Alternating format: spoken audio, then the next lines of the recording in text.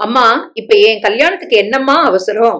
தன் வலைப்புருவங்களை உயர்த்தி முகமெங்கும் ஒருவித குழப்பமும் அதிருப்தியும் நிறைந்தபடி வினா எழுப்பிய மலரின் குரலில் சட்னிக்காக தக்காளி வெங்காயத்தை பொன்னிறமாக வதக்கி கொண்டிருந்த வைதேகி தன் மகளை திரும்பி அனலாக ஒரு பார்வை பார்த்தாள்.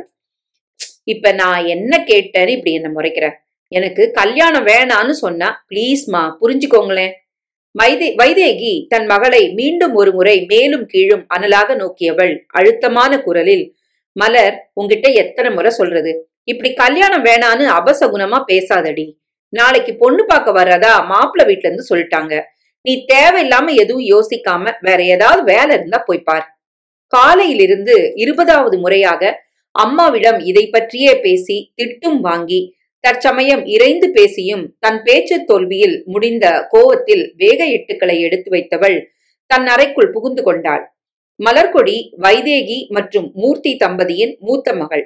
மலர்கொடியை தொடர்ந்து இந்த தம்பதிகளுக்கு நிறைமதி நிலமதி என்று இரட்டையர்கள்.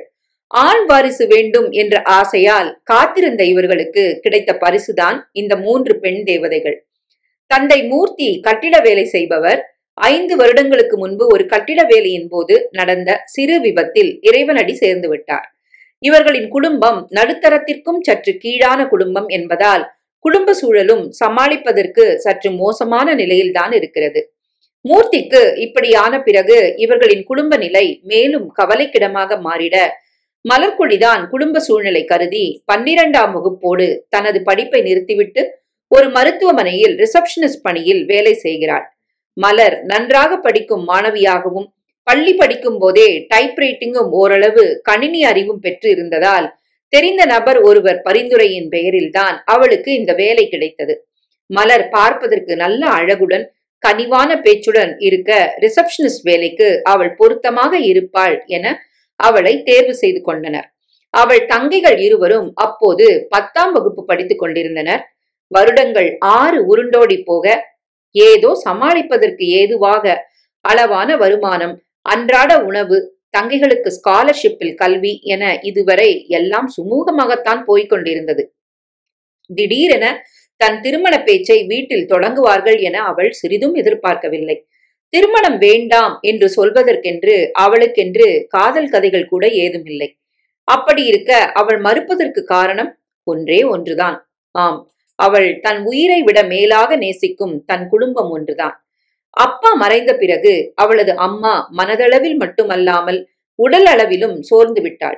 ஆஸ்மாவும் மூட்டு வலியும் அவளுடனே சேர்ந்து அவளால் வேலைக்கு செல்ல முடியாத நிலை. தங்கைகள் இருவரும் தற்சமயம் கல்லூரி இறுதி ஆண்டு படித்துக் கொண்டிருக்கிறார்கள். இவள் ஒருத்தி வருமானத்தில் தான் வீடே ஓடிக்கொண்டிருக்கிறது. அப்படி இருக்க தானும் திருமணமாகி சென்று விட்டால் வீட்டின் நிலை என்னவாகுமோ எனும் கவலை அவளுக்கு. அவளது மனம் தவிக்கும் தவிப்பு புரியாமல் அவளது அம்மா வைதேகியோ அவளுக்கு திருமணம் செய்தாக வேண்டும் என்று ஒற்றை காலில் நிற்கிறாள். அதற்கு காரணமும் இல்லாமல் இல்லை. அவளுக்கு திருமண வயது நெருங்கிவிட்டது என்பதே அவளது இந்த அவசரத்துக்கு முக்கிய காரணமாகவும் உடன் வந்திருக்கும் சம்பந்தமும் அவளது மனதிற்கு மிகவும் திருப்தியாகவும் தெரிந்ததும் தான். இந்த சமூகம் எப்போதுதான் பெண்களோ ஆண்களோ தங்களின் மனம் மட்டும்தான் திருமணத்துக்கு தான் தயாராகி விட்டோமா இல்லையா என்பதை தீர்மானிக்க வேண்டுமே தவிர வயதும் உறவினர்களும் கல்வியும் செய்யும் வேலையும் இந்த சமூக சூழ்நிலைகளும் தீர்மானிக்க கூடாது என்பதை உணருமோ தெரியவில்லை. சரி, எது என்னவோ தன் நகமெனும் விரலின் கிரீடத்தை கடித்தபடி அனல் பொங்கும் முகத்துடன் அமர்ந்திருக்கும் மலர்கொடிக்கு இந்த திருமணத்தை எப்படியாவது நிறுத்தியாக வேண்டும். என்னக்கா, உன் முகமே சரியில்லை, ஏன் இப்படி உட்கார்ந்திருக்க? வினா எழுப்பியது அவளது தங்கை நிறைமதிதான். தங்கை வந்ததும் தான் சொல்லி புலம்ப ஒரு ஆறுதல் கிடைத்த நிம்மதியில் மலர்கொடி கண்களின் நீரை ஏந்தியபடி, மதி, நீயாவது இந்த அம்மாட்ட பேசுடி. என்ன நாளைக்கு பொண்ணு பார்க்க வராங்களாண்டி? வாவ், ஜாலி, அக்காவுக்கு கல்யாணமா? மகிழ்ச்சி பொங்கும்படி உரைத்தது அவளது அடுத்த தங்கை நிலமதிதான். அவளது மகிழ்ச்சி மலர்கொடிக்கு மேலும் எரிச்சல் ஊட்டிட, ஏய் நிலா, என்ன டென்ஷன் பண்ணாதடி, நானே இந்த கல்யாணத்தை எப்படி நிறுத்தலாம்னு யோசிச்சுட்டு இருக்கேன். மூத்த தங்க நிறமதிய மதியினவும் இளையவள நிலமதிய நிலா எனவும் அவர்கள் குடும்பத்தில் அழைப்பது வழக்கம். அக்கா, ஏன் இப்படி லூஸ் மாதிரி பேசுற? உனக்கு ஏன் கல்யாணம் வேண்டாம் என்ற மதியின் கேள்விக்கு விடையளிக்க தடுமாறி போனவளாய் மலர் தன் தொண்டையில் இருந்த வார்த்தைகளை விழுங்கியபடி, அதெல்லாம் கேட்காத. இப்ப எனக்கு கல்யாணம் வேணாம்னா வேண்டாம் தான். மலர் நினைத்திருந்தால் காரணத்தை சொல்லி இருக்கலாம். ஆனால் அது எங்கே தனது தங்கைகளை காயப்படுத்தி விடுமோ என்ற பயம் அவளுக்கு. கூடவே இதை ஒரு காரணமாக சொன்னால் நிச்சயம் தங்கைகளின் உதவி இந்த கல்யாணத்தை நிறுத்துகிறதற்கு கிடைக்காது என்பதையும் அவள் நன்கு அறிவாள். இப்போது நிலாவோ குதர்க்கமாக மலரை நோக்கியபடி, ஆமா, நீ ஏன் கல்யாணம் வேணான்னு இவ்வளவு பிடிவாதம் பிடிக்கிற? காரணம் இல்லாம நீ இப்படிலாம் செய்ய மாட்டியே. 2 பேரும் உங்களால முடிஞ்சா எனக்கு ஹெல்ப் பண்ணுங்க. இல்ல தயவு செஞ்சு என்ன கொஞ்ச நேரம் தனியா விட்டு போங்க. மலர் ஏனோ எரிந்து விழுந்தாள். அவளுக்கு தற்சமயம் சிந்தனையெல்லாம் இந்த திருமண பேச்சு எப்படியாவது தடைப்பட்டால் போதும் என்று மட்டுமே தோன்றிக் கொண்டிருந்தது. நிலாவும் மதியும் ஒருவரை ஒருவர் மாறி மாறி பார்த்தவர்கள் பின்பு ஏதோ தீர்க்கமான முடிவெடுத்தவர்களாய் ஒருமித்த குரலில், இப்ப என்ன, நாளைக்கு பொண்ணு தானே பார்க்க வராங்க, முதல்ல வாரட்டும்கா, அப்புறம் மீதிய பாத்துக்கலாம். தங்கை கூறிய அந்த வார்த்தையால் மலர்கொடி அப்போதுதான் மனம் ஏதோ இலகுவானது போலவே உணர்ந்தாள். அவள் மனமும், ஆமால, பொண்ணு தானே பார்க்க வராங்க, இதுக்கே நான் இவ்ளோ டென்ஷன் ஆற, வர்ற மாப்பிள்ளைட்ட ஏதாவது காரணத்தை சொல்லி மறுத்துட்டா எப்படி அந்த கல்யாணம் நடக்கும்? அவளுக்கு திருமணம் நின்றுவிடும் என்னும் உணர்வோ ஏனோ சில்லென்று இருந்தது. தங்கைகளை மட்டும் நம்பாமல் தன்னுடன் மருத்துவமனையில் ஒன்றாக வேலை பார்க்கும் தன் தோழி மீராவிடமும் இதை பற்றி பேசலாம் என்று அவளுக்கு தோன்ற தன் கைபேசியை சட்டென்று எடுத்து மீராவின் எண்ணுக்கு அழைக்க ஆரம்பித்தாள். மறுமுனையில் வெகுநேரம் காத்திருக்க வைக்காமல் அட்டென்ட் செய்த மீரா, என்ன மலர், இப்பதானடி வேலையை முடிச்சுட்டு வீட்டுக்கு போன, அதுக்குள்ள போன் பண்ணிருக்க, என்னாச்சுடி, ஏதாவது பிரச்சனையா? மலர் பெருமூச்சொன்றை விடுத்து, ஆமாடி, நாளைக்கு என்ன பொண்ணு பார்க்க வராங்களாம். மலரின் பதிலை கேட்ட மீராவோ, ஹேய் சூப்பர்டி என தோழியின் வாழ்வை எண்ணி உண்மையான மகிழ்வுடன் கூற, ஆனால் அவளது மகிழ்வு மலருக்கு எரிச்சலை தான் உண்டாக்கியது. இல்ல மீரா, எனக்கு இந்த கல்யாணம் வேண்டாம், குழந்தை போல் சிணுங்கினாள் மலர். மீரா ஏதும் புரியாதவளாய், ஏன் வேண்டாம் என கொஞ்சம் உரிமை பொங்கிய கோபத்தில் அதட்டலாக கேட்க, மலரோ சுற்றும் முற்றும் தன் தங்கைகளோ இல்லை அம்மாவோ தன்னை யாராவது கவனிக்கிறார்களா என உற்று நோக்கிட, அவள் எதிர்பார்த்தது போல் தங்கைகள் அவள் அறைக்குள் நுழைந்திட மலருக்கு சற்று பதற்றம் மேலோங்கியது. தன் குரலை இயல்பாக்கி, மீரா, இன்னைக்கு பிரதோஷண்டி, நீ இப்ப சிவன் கோயிலுக்கு வருவதான என்று கேள்வி எழுப்பினாள்.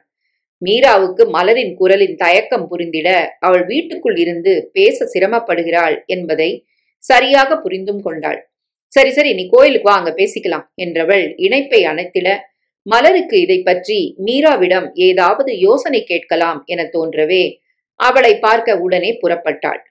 கோவிலுக்கு செல்வதற்கு அம்மாவிடம் அனுமதி வாங்கியவள் இளர் வண்ண பச்சை நிறமும் மஞ்சளும் கலந்த காட்டன் புடவையில் சிவன் கோவிலின் வாயிலில் மீராவின் வருகைக்காக காத்து கொண்டிருந்தாள். மீராவின் வீடும் அதே ஏரியா என்பதால் அவள் ஒவ்வொரு பிரதோஷத்துக்கும் இந்த சிவன் கோவிலுக்கு வருவது வழக்கம். இது மலருக்கும் நன்கு தெரிந்ததுதான். இதோ மலரை வெகுநேரம் காக்க வைக்காமல் மீரா தன் பாதங்களை கோவிலை நோக்கி நகர்த்தி கொண்டிருந்தாள். மலரை பார்த்ததும் இன்முகமாக புன்னகைத்தவள், உள்ளே வா, சாமி கும்பிட்டுட்டு அப்புறமா நிதானமா பேசலாம் என உள்ளே அழைத்து சென்றாள். பெண்ணவள் உள்ளே நுழைந்ததும் ஒரு ஜோடி கண்கள் தன்னையும் மீறி அவள் புறம் திரும்பியது. தன் அக்கா வசுமதி கார் கதவை திறந்து வைத்துக் கொண்டு காருக்குள் ஏறாமல் எங்கேயோ வேடிக்கை பார்ப்பதை உணர்ந்த முகிலன், என்னக்கா, வண்டியில ஏறாம அங்க என்ன வேடிக்கை பார்த்துட்டு இருக்க என அவளை தன்புறம் திசை திருப்பினான்.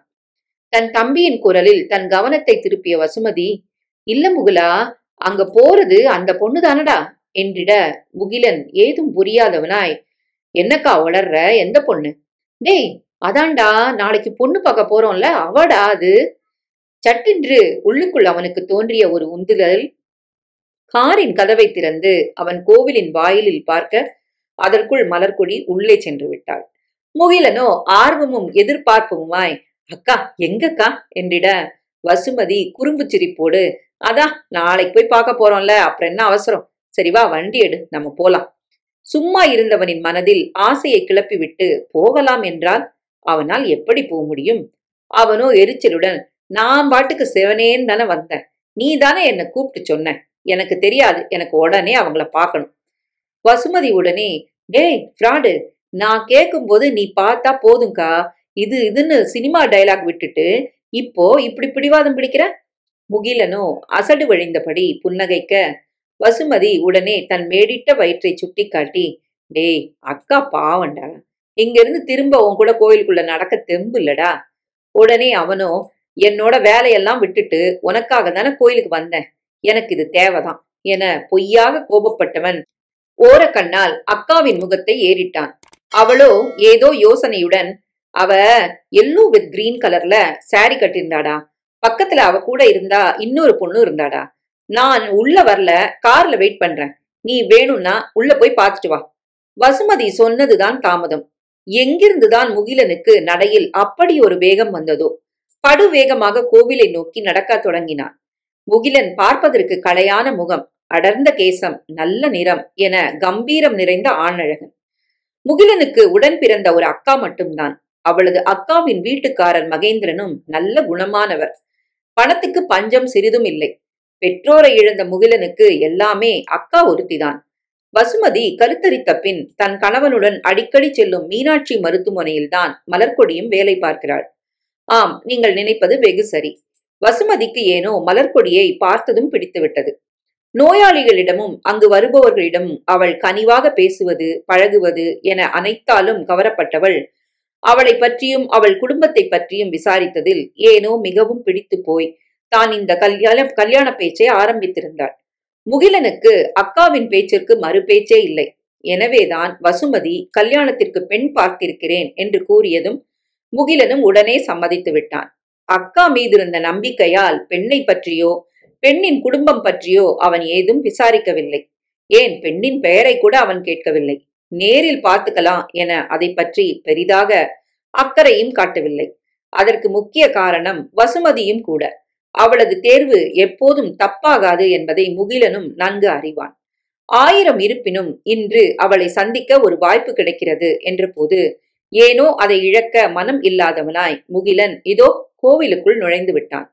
அவனது விழிகளோ கடலில் மிதக்கும் ஓடம் போல கோவிலெங்கும் அலைபாய்ந்து பச்சை நிற தென்றலை தன் விழிப்படலத்தினை தீண்ட துணை களைக்க அவன் விழிகளின் மீது இரக்கம் கொண்டது போல் பச்சை வண்ண சேலைக்காரி அவன் பார்வையில் இதோ விழுந்தாள். கூந்தல் காற்றில் கவிதை பேச தன் பெரிய கரிய காந்த விழிகளை உருட்டி உருட்டி புதுமொழியொன்றை உலகுக்கு அறிமுகப்படுத்தி இடையிடையே காற்றை கட்டியணைக்க தாவும் தன் சேலை முந்தானையை இழுத்து பிடித்தபடி பெண்ணவள் கோவில் பிரகாரத்தை வலம் வந்து கொண்டிருந்தாள். சந்தன நிற தேகத்தோடு பாந்தமாய் பொருந்தியிருந்த பச்சை மஞ்சள் சேலையோ அவளுக்கு மேலும் அழகூட்ட முகிலனால் அவனது விழிகளை பெண்ணவளை விட்டு சிறிதும் நகர்த்த முடியவில்லை.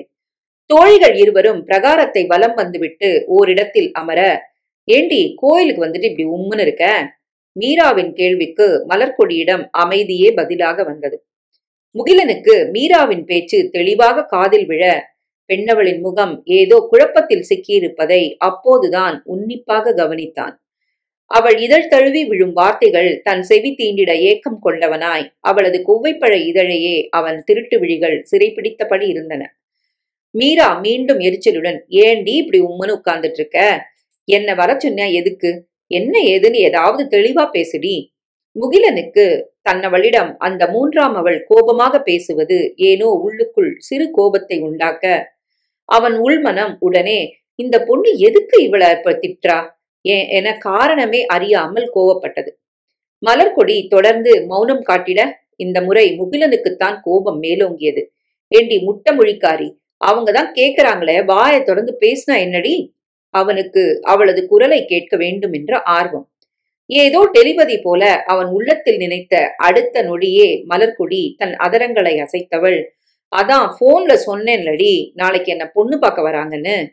முகிலனுக்கு அவள் தன்னை பற்றி பேச வருகிறாள் என புரிந்ததுமே உள்ளமெங்கும் ஏதோ சில்லென்ற உணர்வு தோன்றிட அவள் அடுத்து என்ன பேச வருகிறாள் என சுவாரஸ்யமாய் உற்று நோக்கினான்.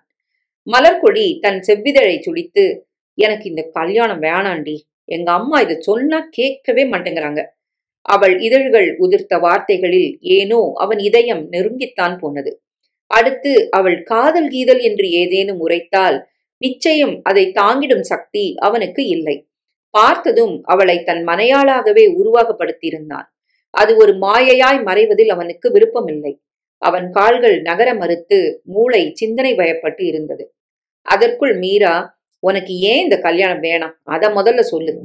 முகிலனின் உள்ளமும் சட்டென்று மீரா மலரிடம் கேட்ட இந்த கேள்வியால் ஆர்வம் மேலோங்கி தன்னவளின் பதிலை எதிர்பார்த்திருந்தான். அவனுக்கு அவள் பதில் ஏனோ அத்தனை முக்கியமாக தோன்றியது அந்த கணம்.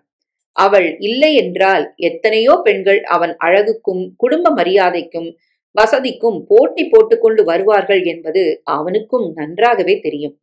இருப்பினும் ஏனோ அவளை பார்த்த கணத்திலே ஏதோ ஜென்ம வந்த பிணைப்பை போல் அந்த உறவு அருந்துவிடக் கூடாது என அவன் உள்ளம் ஏங்கியது. மலர் கெஞ்சும் குரலில் சோகமான முகத்துடன், என்ன மீரா, என் குடும்பத்தை பத்தி நான் சொல்லிதான் உனக்கு தெரியணுமா என்ன? நான் சம்பாதிக்கிற வருமானத்துல நான் குடும்பமே ஓடுது. பாவம் மதியும் நிலாவும் படிக்கிற பிள்ளைங்க. என்ன தைரியத்துல நான் இவங்களை அம்போன்னு விட்டுட்டு எனக்கு மட்டும் சுயநலமா ஒரு வாழ்க்கையை அமைச்சுக்கிட்டு போக முடியும்? பெண்ணவள் பேசிய பேச்சில் தன்னை மறந்து தன் இதழ்களை புன்னகையால் நனைய விட்டபடி நின்றவனுக்கு அவள் மீது முன்பை காட்டிலும் மரியாதை அதிகமாகிட, என் செல்ல ராட்சசி, நீ கொஞ்ச நேரத்துல என்ன அப்படியே பதற வச்சுட்ட முட்டை முழிக்காரி. இந்த குள்ளச்சி கல்யாணம் வேணான்னு சொன்னதும் எவனோ என் ரூட்ல வந்துட்டான்னு நினைச்சு பயந்தே போயிட்டேன். முகிலனின் உள்ளம் தற்போதுதான் கொஞ்சம் ஆசுவாசம் அடைந்தது. அவள் அடுத்து என்ன கூறுகிறாள் என அவன் செவிகளை தீட்டி கேட்க, பெண்ணவளோ தற்சமயம் கோபம் சிந்தும் முகப்பாவனையோடு, அவங்கதான் பொண்ணு கேக்குறாங்கன்னா எங்க அம்மாவுக்கு எங்க போச்சு புத்தி? அதெல்லாம் வேணாங்க, எங்க பொண்ணுக்கு இப்ப கல்யாணம் பண்ற ஐடியா இல்லைன்னு சொல்லலாம்ல. முகிலன் தன் உள் மனதுக்குள், பார்க்க பால் டப்பா மாதிரி இருந்துகிட்டு இந்த வாய் என்னமா பொறிச்செடுக்குது என அவளை உரிமையோடு செல்லம் கொஞ்சியது. மீரா மலரின் புலம்பலை பொறுக்காதவளாய், இப்ப என்கிட்ட புலம்பி என்ன ஆக போகுது? உனக்கு கல்யாணத்துல விருப்பம் இல்லைன்னா நாளைக்கு வரப்போற மாப்பிள்ளைட்ட வேணான்னு சொல்லிடுறி. மலர் புருவம் உயர்த்தி தன் உருண்டை விழிகளை உருட்டி, ஏன் மீரா, நான் வேணான்னு சொன்னா வர்ற மாப்பிள்ள உடனே கல்யாணத்தை நிறுத்திடுவானா? அடிக்கழுத, என்னையவே அவன் இவன்னு சொல்ற, இருக்குடி உனக்கு என்ன? ஏனோ முகிலினிடம் செல்ல கோபம் ஒன்று எட்டி பார்த்தது. இருப்பினும் அவள் சொன்ன ஒருமை அழைப்பு அவனுக்கு பிடித்துதான் இருந்தது. மீராவோ மலரை உச்சி முதல் பாதம் வரை கண்களால் அளந்தவள், பார்க்க சுமாரா இருக்க பொண்ணுங்களையே இந்த மாதிரி உப்பு சப்பு இல்லாத காரணத்துக்கு வேணான்னு சொல்ல மாட்டானுங்க. நீ வேற பார்க்க நல்ல தளதளன்னு இருக்க. கண்டிப்பா இந்த மாதிரி குடும்பம் அது இதுன்னு சப்ப காரணம் சொல்ல மாப்பிள்ள நம்ப மாட்டாரு. நீ வேற ஏதாவது பெருசா சொல்லு. மீரா சொன்ன வார்த்தைகளை கேட்ட முகிலன், கரெக்டா தான் சொல்லுது அந்த பொண்ணு. ஏண்டி ஒன்ன போய் வேண்டான்னு சொல்ல முடியுமாடி என் நாட்டு தக்காளி என அவன் உள்ளம் குறும்பு பேசி மீண்டும் சிரித்தது. மலர் தன் இல்லாத மூளையை கசக்கிட சரியாக அதே நேரத்தில் முகிலனின் மொபைல் போன் சிணுங்கியது. திரையில் வசுமதியின் பெயர் மின்ன நாக்கை கடித்தவன் அவசரமாக அட்டன் செய்திட, மறுமுனையில் வசுமதியோ, டே என்னடா, பொண்ணை பார்க்கத்தானே போன, இல்ல கோயில்ல தாலி கட்டி கல்யாணம் பண்ணி கூட்டு வரதா ஐடியாவா?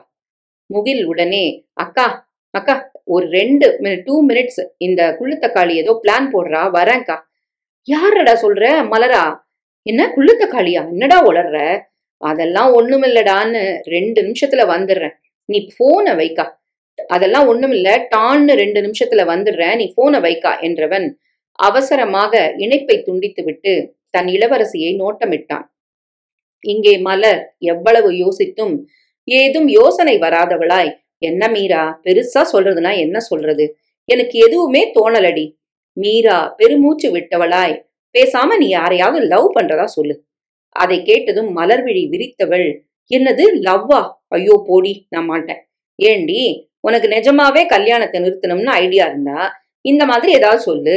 இத சொன்னாதான் உனக்கும் சேஃப்டி. இல்லடி, நான் பக்குவமா என் ஃபேமிலி சிச்சுவேஷன் பத்தி சொன்னா வர்றவங்க என் மனசை புரிஞ்சுக்குவாங்கன்னு தோணுதுடி. பொடி லூசு, இங்க பாரு, இந்த மாதிரி ஏதோ உளறி வைக்காம நான் சொல்ற மாதிரி சொல்லு என்று ஆரம்பித்த மீராவோ மலர் எப்படி பேச வேண்டும் என சொல்லித்தர ஆரம்பித்தாள்.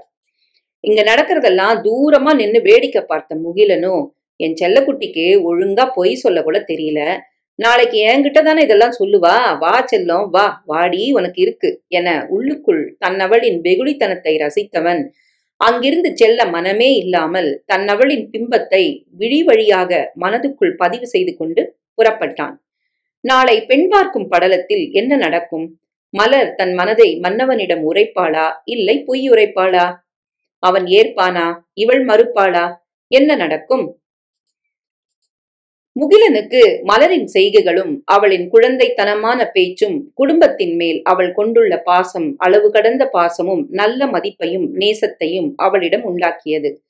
மனம் எங்கும் ஏதோ உற்சாகமாகவும் ஒருவித ஆர்ப்பரிப்பாகவும் உணர்ந்தவனின் அழகிய அதரங்களை அணைத்துக் கொண்ட புன்னகை அரசி இன்னும் அவன் இதழை விட்டபாடில்லை. தன் உடன் பிறந்தவன் புன்னகையை ஏந்தியபடி துள்ளி குதித்து வருவதை காரில் அமர்ந்தபடி கவனித்த வசு அவன் வந்ததுமே கேலி குரலில், என்ன தம்பி, புது மாப்பிள களை வந்தா மாதிரி தெரியுது?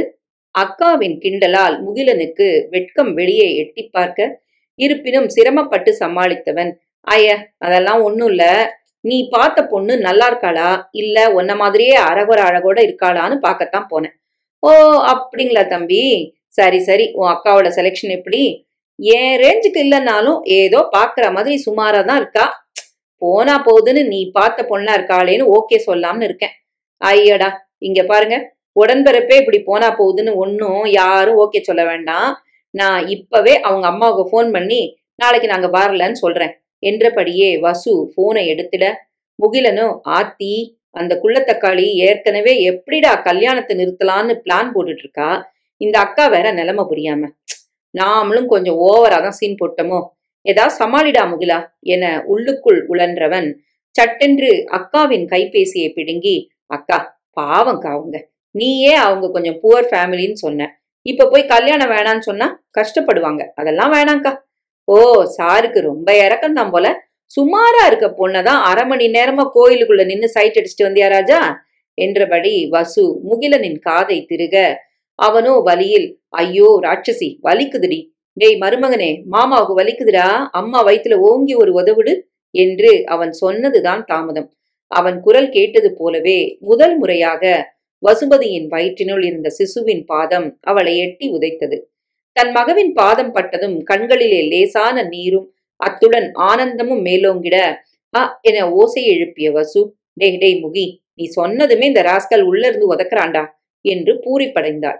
வாவ் மாப்ள, மாமா மேல உனக்கு எந்த பாசம், உனக்கு வெளியே வந்ததும் இந்த மாமா தங்கத்துல காப்பு வாங்கி போடுறேன்டா என் சிங்கு குட்டி என முகிலன் தன் அக்காவின் வயிற்றுக்கு ஒரு பிளையிங் கிஸ் கொடுத்துவிட்டு புன்முறுவலனுடைய காரை கிளப்பினான். கார் நேராக முகிலனின் வீட்டை நோக்கி சென்றது. நத்தை போல் நகர்ந்தது என்று சொன்னால் பொருத்தமாக இருக்கும். வசு உர்ரென்ற முகத்துடன் சலித்து கொண்ட குரலில், டே இதுக்கு பேசாம நான் நடந்தே போயிடுவேண்டா, இதுக்கு மேல உன் வண்டி வேகமா போகாதா?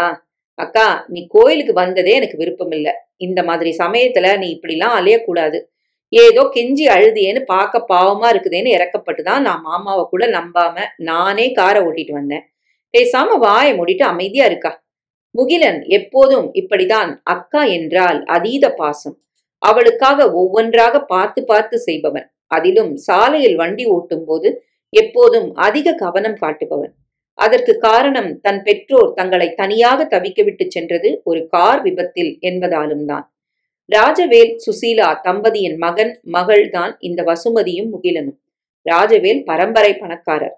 இவர் கோவை மாநகரத்தில் ஜவுளித்துறையில் தனக்கென தனியாக ஒரு சாம்ராஜ்யம் நடத்தி வந்தவர் என்று சொன்னால் மிகையாகாது. தந்தையும் தாயும் வசுமதி 10ஆம் வகுப்பு படிக்கையில்தான் மரணத்தின் பிடியில் விழுந்தனர். அப்போது முகிலன் 8ஆம் வகுப்பு படித்துக் கொண்டிருந்தான். ராஜவேலின் மரணத்திற்கு பிறகு நீ நான் என்று வசுமதியையும் முகிலனையும் கவனித்துக் கொள்ள உறவுகள் போட்டி போட்டுக் கொண்டு வந்தார்கள். அதெல்லாம் அவர்களின் மீதிருந்த பாசத்தினால் அல்ல, அவர்களின் சொத்தின் மேல் கொண்ட ஆசையால். ஆரம்பத்தில் வசுமதிக்கு இது எதுவும் புரியவில்லை. 12ஆம் வகுப்பை முடிக்கும் போது தான் தன்னை சுற்றி நடப்பவைகளை ஓரளவு கணித்துக் கொண்டாள். அந்த 2 வருடத்தில் சொந்தங்களால் ஏகப்பட்ட சொத்துக்கள் சுரண்டப்பட்டாகிவிட்டது. இதற்கு மேலும் எவரையும் நம்புவதற்கு அவள் தயாராக இல்லை. கல்லூரி படிக்கும் போதே தொழில்கள் அத்தனையும் நிர்வகிக்க தொடங்கினாள். தான் மட்டும் இல்லாமல் தனக்கு பிறகு தன் தமையன் முகிலனுக்கும் இதெல்லாம் தெளிவுற தெரிய வேண்டும் என்பதால் அவனுக்கும் அனைத்தையும் கற்றுக் கொடுத்தாள். இருவரும் இளம் தொழில் அதிபராக கோவையில் வலம் வந்தார்கள் என்றே சொல்ல வேண்டும். அதேபோல் கல்வியிலும் இருவரும் சாமர்த்தியமாகவே இருந்தனர். வசுமதி தனக்கு பிடித்தமான பிசினஸ் மேனேஜ்மெண்டில் டாக்டர் பட்டம் பெற்றவள். முகிலன் பொறியியல் மற்றும் கட்டிடக்கலை வடிவமைப்பு துறையில் முதுகலை பட்டம் பெற்றவன். படிப்பை முடித்ததும் அக்காவிற்கு அவள் மனதுக்கு பிடித்தவனான மகேந்திரனை திருமணம் செய்து வைத்து ஓய்வை அளித்துவிட்டு ஒட்டுமொத்த தொழிலையும் தற்சமயம் அவன்தான் நடத்தி வருகிறான். தந்தை மறைந்த பிறகு ஏற்பட்ட நஷ்டத்தை மகனும் மகளும் ஈடுகட்டியது மட்டுமின்றி அவர் விட்டு சென்ற இடத்தையும் முகிலன் நிரப்பியிருந்தான்.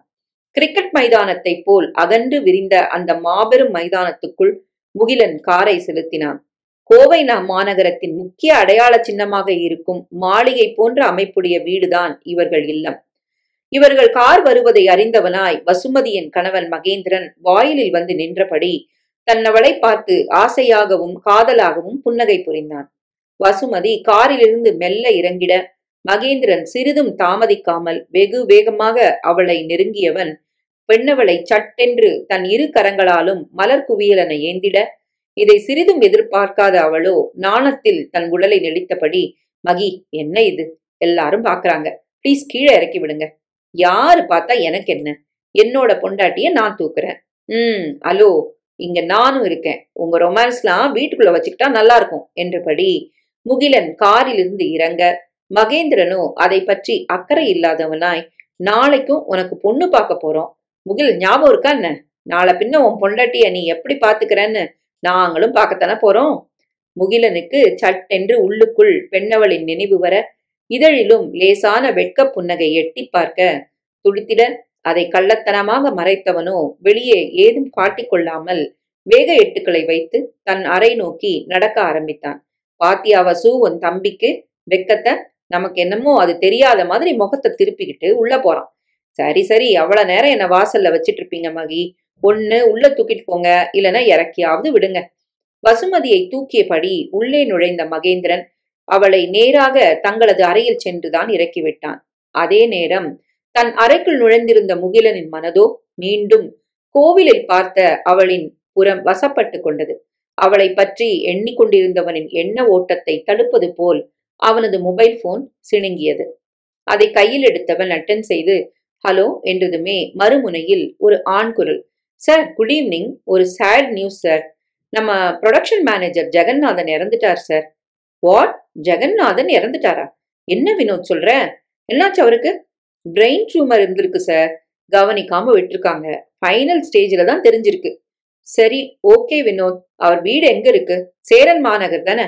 ஆமா சார், பட் அவர் பாடிய அவரோட சொந்த ஊருக்கு எடுத்துட்டு போறாங்க. திருச்சி பக்கத்துல ஒரு வில்லேஜ் சார். முகிலன் சற்று யோசித்தவன், ஓகே வினோத், நாளைக்கு என்னோட அப்பாயின்மெண்ட் எல்லாம் கேன்சல் பண்ணு. நம்ம 2 பேரும் அங்க போயிட்டு வந்துடலாம். சார், ஆக்சுவலி நாளைக்கு உங்களுக்கு எந்த அப்பாயின்மெண்ட்டும் இல்லை சார். ஏதோ பர்சனல் ஒர்க்குன்னு ஆல்ரெடி நீங்க எல்லா அப்பாயின்மெண்ட்டையும் கேன்சல் பண்ணிட்டீங்க. அப்போதுதான் நாளை பெண் பார்க்க தான் செல்லவிருப்பதே அவனுக்கு நினைவுக்கு வந்தது. ஏதோ யோசித்தவன் பின், ஓகே வினோத், இன்னைக்கு நைட்டே கிளம்புறோம். நீங்க நேரா என் வீட்டுக்கு வந்துருங்க என்றவன் இணைப்பை துண்டித்து விட்டு மாடிப்படியிலிருந்து ஒருவித கவலை தோய்ந்த முகத்துடனே கீழே இறங்கினான். கீழே டைனிங் டேபிளில் வசுமதிக்கு மகேந்திரன் பழங்களை வெட்டி கொடுத்து ஊட்டி விட்டபடி ஏதோ பேசி சிரித்து கொண்டிருக்க, அவர்கள் இருவரையும் பார்த்ததும் உள்ளுக்குள் இனம் புரியாத ஒரு நிம்மதி முகிலனுக்கு பரவிட, இளங்கீற்றாய் புன்னகை அவன் இதழில் உதித்தது. மெல்ல அவர்களை நெருங்கியவன், அக்கா, நாளைக்கு பொண்ணு பார்க்க போக வேண்டாங்க்கா, இன்னொரு நாள் போலான்னு நினைக்கிறேன். அவன் பதிலை கேட்டதும் அதிர்ந்த வசுமதி அவன் திடீரென இப்படி கூறுவதன் காரணம் புரியாமல், என்னாச்சு முகில், ஏன் சடன்னா இப்படி சொல்ற? இல்லக்கா, நம்ம ப்ரொடக்ஷன் மேனேஜர் ஜெகநாதன் இன்னைக்கு ஈவினிங் இறந்துட்டாரு. அவரோட பாடியை அவரோட நேட்டிவ்க்கு கொண்டு போயிருக்காங்களாம். அதான் நான் இன்னைக்கு நைட் கிளம்பலாம்னு இருக்கேன். ஜெகநாதன் இவர்கள் கம்பெனியில் நீண்ட நாளாக வேலை செய்து கொண்டிருந்தவர். மிகவும் நேர்மையான விசுவாசமான ஊழியரும் கூட. வசுமதிக்கும் உள்ளுக்குள் லேசான ஒரு வலி. நல்ல மனுஷனாச்சே அவரு. அவருக்கா அப்படி நடக்கணும்? பக்கத்துல இருந்தா கூட உன் கூட நானும் வருவேன். இவ்வளவு தூரத்துல இந்த நிலைமையில டிராவல் பண்ண முடியாது. ஓகே முகில், நீ சேஃபா போயிட்டு சீக்கிரம் வந்துடு. அவர் ஃபேமிலிக்கு என்ன செய்யணுமோ அதெல்லாம் கரெக்டா பார்த்து செஞ்சுடு. ஓகேக்கா, நீ அந்த பொண்ணு வீட்டுக்கு கால் பண்ணி இன்னொரு நாள் நாங்க வரோம்னு இன்ஃபார்ம் பண்ணிடுக்கா. முகில், ஆக்சுவலி இந்த மந்த்ல நாளைக்கு தான் நல்ல முகூர்த்த நாள். இதை விட்டா இனிமே அடுத்த மாசம் தான் நல்ல நாள் இருக்குடா. ஸோ நாம நெக்ஸ்ட் மந்த் தான் பொண்ணு பார்க்க மாதிரி இருக்கும். நீயும் அக்கா இந்த நல்ல நாள் கெட்ட நாள்லாம் நம்புற. சரி, ஏதோ ஒண்ணு உன் இஷ்டம், பார்த்து பண்ணிடு என்றவன் மீண்டும் மாடிப்படியில் ஏற ஆரம்பித்தான். அவன் உள்ளமோ அந்த முட்டமொழிக்காரி ஏற்கனவே கல்யாணத்தை நிறுத்தணும்னு யோசிச்சுட்டு இருந்தாளே, இப்ப மட்டும் நாளைக்கு நம்ம பொண்ணு பார்க்க வரலன்னு தெரிஞ்சா அவ்வளவுதான். அந்த கேடி வேற ஏதாவது பிளான் போட்டாலும் போடுவா. அது வரைக்கெல்லாம் வெயிட் பண்ண முடியாது. இடையில அவளை ஒரு நாள் பார்த்து நம்ம ஸ்டைல்ல ஒரு மிரட்டி வைக்கணும் என்று எண்ணியவன் அவளை பற்றி எண்ணியதால் தோன்றிய இளநகையை இதழில் படரவட்டபடியே படிகளில் மீண்டும் ஏறினான். ஏங்க, நான் பொண்ணு வீட்டுக்கு போன் பண்ணி நாம நாளைக்கு வரலன்னு சொல்லிடுறேன். என் போனை கொஞ்சம் எடுத்து கொடுங்க என்றவளாய் வசுமதி மகேந்திரனை நோக்கி தன் கையை நீட்ட சோஃபாவில் கிடந்த வசுவின் போனை எடுத்து மகி அவள் கைகளில் திணித்தான். போனை வாங்கியவள் டயல் பேடில் பதிவு செய்திருந்த மலர்கொடியின் அன்னை வைதேகியின் எண்ணுக்கு அழைக்க மறுமுனையில் அழைப்பு ஏற்கப்பட்டது. ஹலோ அம்மா, நாங்க மாப்பிள்ளை வீட்டுல இருந்து பேசுறோம். மாப்பிள்ளை வீடு என்றதுமே வைதேகி ஒருவித பதற்றம் கலந்தபடி ஹலோ சொல்லுங்கம்மா என்று தயங்கியபடியே பதிலுரைக்க வசுமதி உடனே நான் மாப்பிள்ளையோட அக்கா பேசுறேம்மா. நேத்து கூட போன் பண்ணியிருந்தேனே, உங்க வீட்டுக்கு பொண்ணு பார்க்க வரோன்னு. மன்னிச்சிருங்கம்மா, எனக்கு சொல்ல வருத்தமா தான் இருக்கு, தப்பா நினைச்சுக்காதீங்க. நாளைக்கு என் தம்பிக்கு அவசரமா ஒரு வேலை வந்துடுச்சு. அதனால நாளைக்கு எங்களால பொண்ணு பார்க்க வர முடியாது. கண்டிப்பா நாங்க இன்னொரு நாள் வரோம்மா. வைதேகிக்கு அதை கேட்டதுமே பக்கென்று ஆனது. அவர்களேதான் பெண் பார்க்க வருவதாக தொலைபேசியில் அழைத்து கூறியிருந்தார்கள். நேற்று போனில் பேசும்போதே வசுமதி தங்களின் வசதி குறித்தும் தங்கள் வீட்டுக்கு மலரை போன்ற நல்ல பெண் மருமகளாக வர வேண்டும் என்றும் கூறியிருந்தாள். ஆனால் அதையெல்லாம் சுக்கு நூறாக உடைப்பது போல் இப்படி திடீரென அவர்களே நாளை வர முடியாது என்கிறார்களே என அவளுக்குள் ஏதேதோ எண்ணம். உடனே உணர்ச்சி வசப்பட்டவளாய், ஐயோ என்னம்மா இப்படி சொல்றீங்க? நீங்க பொண்ணு பார்க்க வரீங்கன்னு தான் நான் அக்கம் பக்கத்துல எல்லாம் சொல்லி வச்சிருக்கேன். திடீர்னு இப்படி சொல்றீங்களேம்மா. என் பொண்ணு நாளைக்கு வேலைக்கு லீவ் எல்லாம் சொல்லிட்டாமா. உங்களுக்கும் எங்களுக்கும் ஏணி வச்சா கூட எட்டாதுன்னு எனக்கு நல்லாவே தெரியும். நேத்து நீங்க கேட்கும் போதே அதுக்குதாம்மா நான் தயங்கி வேண்டான்னு சொன்னேன். நீங்க தாம்மா எதேதோ சமாதானம் சொன்னீங்க. உங்களுக்கு எங்க சம்பந்தம் வேணான்னா நேரடியா சொல்லுங்கம்மா. இப்படி இன்னைக்கு நாளைக்குன்னு மாத்தி மாத்திலாம் சொல்லாதீங்கம்மா. ஹலோ ஹலோ அம்மா, லைன்ல இருக்கீங்களா? நீங்க தப்பா புரிஞ்சுக்கிட்டீங்க. ஹலோ. வசுமதி சத்தமிட அவளது அருகில் அமர்ந்திருந்த மகேந்திரன் உடனே, என்னாச்சு வசு, ஏன் இப்படி கத்துற? ரிலாக்ஸ்டா இரு. என்னாச்சு? அவங்க என்ன சொன்னாங்க? இல்லைங்க, அவங்க கோவமா போனை வச்சுட்டாங்கன்னு நினைக்கிறேன். நம்ம அவாய்ட் பண்றோமோன்னு நினைக்கிறாங்க மகி.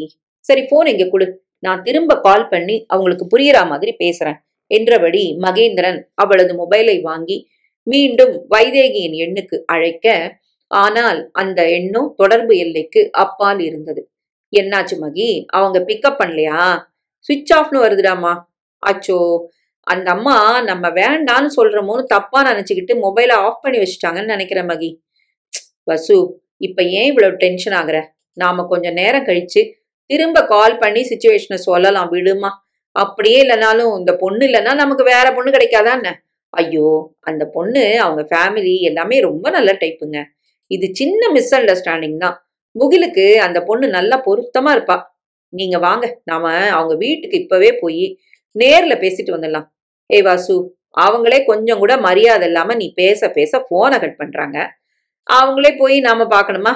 அதெல்லாம் ஒண்ணு வேண்டாம். அந்த அம்மா திரும்ப நமக்கு போன் பண்ணா நம்ம பேசலாம். நீ ஸ்ட்ரெயின் பண்ணிக்காம இந்த ஆப்ல சாப்பிடு, சரியா?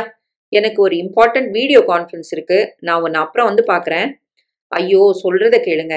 நீங்க நினைக்கிற மாதிரி ஒன்றும் அந்த அம்மா மோசமானவங்க இல்ல. நான் சொல்றத கேளுங்க. வாங்க, முதல்ல அவங்க வீட்டுக்கு போயிட்டு வந்துடலாம்.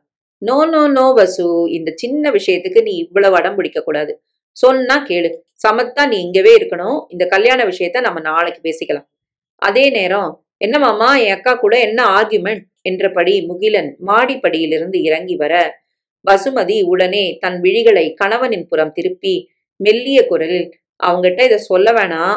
தேவையில்லாம வெளியில கிளம்புறவன டென்ஷன் பண்ண வேணாம் என கிசு கிசுக்க, மகியும் தன் மனைவியின் மனதை புரிந்து கொண்டவனாய், ஒண்ணுமில்ல முகில், வசுவ ஆப்பிள் சாப்பிட சொன்னேன், அடம் பண்றாடா, போதுன்னு சொல்றா, அதான், வேற எதுவும் இல்ல.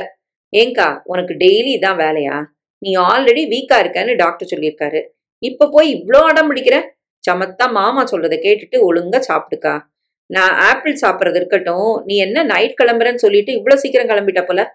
ஆமாக்கா, 7 o'clock கிரீன் டிராவல்ஸ்ல டவர்ல ஒரு சின்ன பர்த்டே ஃபங்க்ஷன் இருக்கு. என்னோட யூஜி கிளாஸ்மேட்டு கண்டிப்பா வரணும்னு ஒரே டார்ச்சர். அதான் இப்பவே கிளம்பிட்டேன். ஓகே முகில், நீ சேஃபா போயிட்டு வா. டிரைவர் வரானா இல்ல நீ தான் டிரைவ் பண்ண போறியாடா? நானும் என் பிஏ வினோதும் தான் போறோம். அவனும் டிரைவ் பண்ணுவான். So no problem. மகி உடனே இடை குறுக்கிட்டவன், ஏன் முகில், நீ ஃப்ளைட் புக் பண்ணிக்கலாம்ல, ஏன் கார்ல போற? இல்ல மாமா, லாங் டிரைவ் பண்ணி ரொம்ப நாள் ஆச்சு. I like it. பிஸி ஸ்கெடியூல்ல இப்படி லாங் நைட் டிரைவ்லாம் போக முடியறதில்ல. So I am okay with it.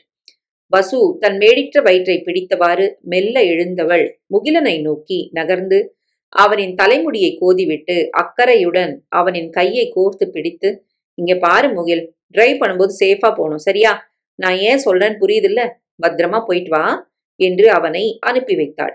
Mugilan தன் அக்காவை திரும்பி பார்த்தவன் அவளின் விழிகளை பாசமாக ஒருமுறை அழுந்த நோக்கிவிட்டு அங்கிருந்து புறப்பட்டான். முகிலன் தன் கண்களை விட்டு மறையும் வரை அவனையே கண்ணிமைக்காமல் பார்த்த வசு அவன் சென்று விட்டான் என்று உணர்ந்ததுமே தன் கணவனின் புறம் திரும்பி, ஏங்க அந்த அம்மாவுக்கு கால் பண்ணுங்க, அவங்க கிட்ட ஒரு முறை பேசிடுறேன், அப்பதான் எனக்கு நிம்மதியா இருக்கும் என்றிட அவனோ அவளது கைகளில் மொபைலை திணித்தவன், நான் சொன்னா நீ எங்க கேட்க போற, இந்த பிடி, நீயே பேசிட்டு வை, எனக்கு ஒரு முக்கியமான வீடியோ கான்ஃபரன்ஸ் இருக்குன்னு சொன்னேன்ல, 1 மணி நேரத்துல நான் வந்துடுறேன், நம்ம ஒன்னா டின்னர் சாப்பிடலாம் என்றவன் தன் மனைவியின் நெற்றியில் தன் இதழை ஒற்றி எடுத்துவிட்டு தனக்கென்று வீட்டில் உருவாக்கி வைத்திருக்கும் ஆபீஸ் அறையை நோக்கி நடக்க ஆரம்பித்தான்.